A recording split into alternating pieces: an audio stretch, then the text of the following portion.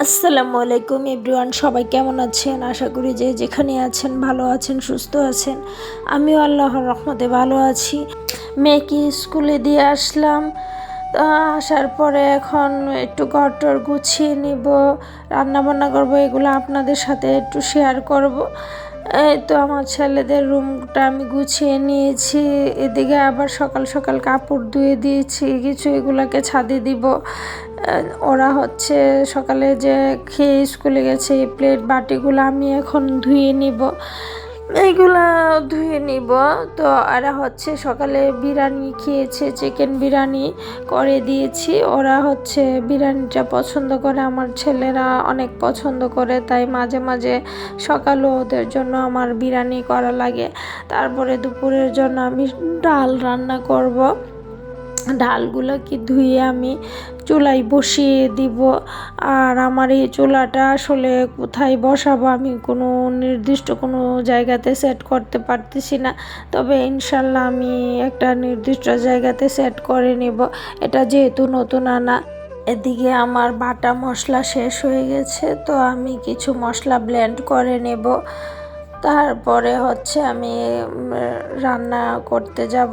তো এদিকে আমি ডাল বসিয়ে দিয়ে আসছি। তারপরে হচ্ছে আমি মাংসটাকে বসাবো, তো সেজন্য আমি মশলাটা ব্লেন্ড করে নিয়েছি। তো তো দেখতেই পাচ্ছেন একদম ফ্রেশ মাংস আনা হয়েছে। তো মাংসটাকে ধুয়ে নিয়েছি আমি। তো পেঁয়াজ, আদা, রসুন, যা যা লাগে মশলা সব কিছু দিয়ে আমি মাখিয়ে এটাকে প্রেসার কুকারে বসিয়ে দিব। সব কিছু দিয়ে আমি মাখিয়ে নিলাম। তো এটাকে আমি প্রেসার কুকারে দিব, কারণ প্রেসার কুকারে দিলে হয় কি, মানে তাড়াতাড়ি মাংসটা সিদ্ধ হয়ে যায়।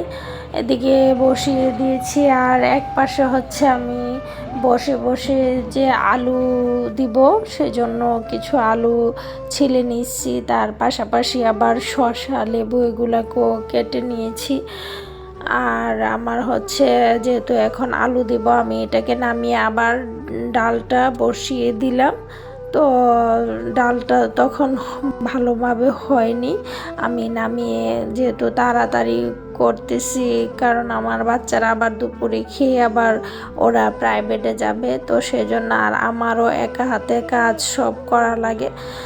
এই তো একা একা কাজ করি, সেজন্য তাড়াহুড়া করে যেটা যেভাবে তাড়াতাড়ি করা যায় এভাবেই করি।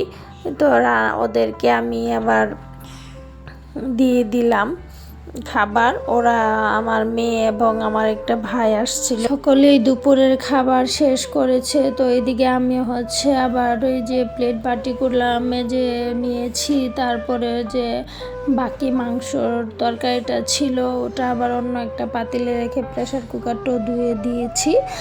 আমার ভিডিওটি যারা দেখতেছেন লাইক কমেন্ট করে শেয়ার করে এবং চ্যানেলটিকে সাবস্ক্রাইব করে দিবেন। তো আজকে এখান পর্যন্তই, আল্লাহ হাফেজ।